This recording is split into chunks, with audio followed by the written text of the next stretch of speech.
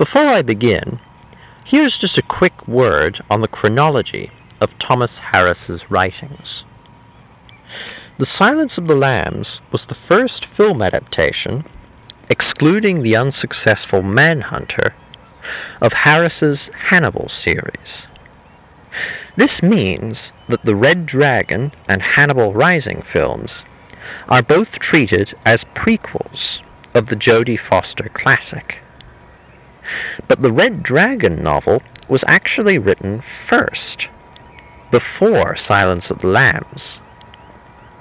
Ignoring the fact that Anthony Hopkins looks older in the prequel than he does in the original, it is interesting to note that Red Dragon is a prequel to what should, by right of the novels, be a sequel. But enough about timelines. The Silence of the Lambs novel works extraordinarily well as a standalone piece. Harris's character studies are deep and insightful, and Hannibal Lecter is just as intimidating without a three-novel history to back him up.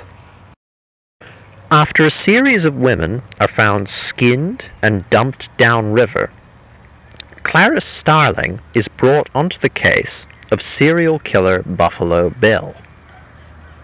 Encouraged by stern mentor Jack Crawford, Starling seeks the advice of Dr. Hannibal Lecter, a deranged genius and cannibal with past connections to the murderer. Clarice Starling is not your usual strong heroine.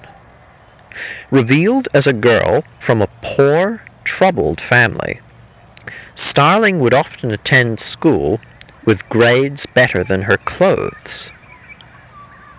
Assertive, yet somehow strained, Starling used her intelligence, courage, and fitness to rise through the ranks of a male world.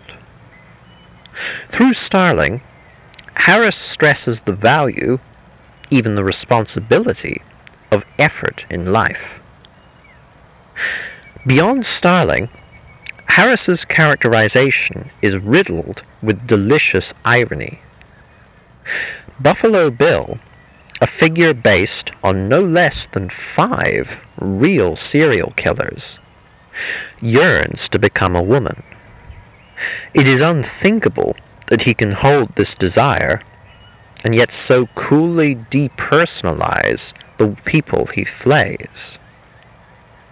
Lecter, amazingly, is not the main villain. Rather, the chauvinistic, smarmy Dr. Chilton is a secondary antagonist of the novel, muscling in on Starling's own case. Thankfully, red herring after red herring leads the contemptible Chilton to a deviously grisly comeuppance. Lecter despises rudeness. It's an odd pet peeve when you consider his record of cooking up the organs of his victims. Lecter is even a psychiatrist, but apparently cannot be analyzed by anyone alive. Starling's strength and drive are precisely what Lecter values in her. Lecter will mock her often and probes her personal life for his own edification, but also out of care for her. Lecter has found in Starling a person just as smart and just as unique as himself, and thus intends to muzzle Starling's demons.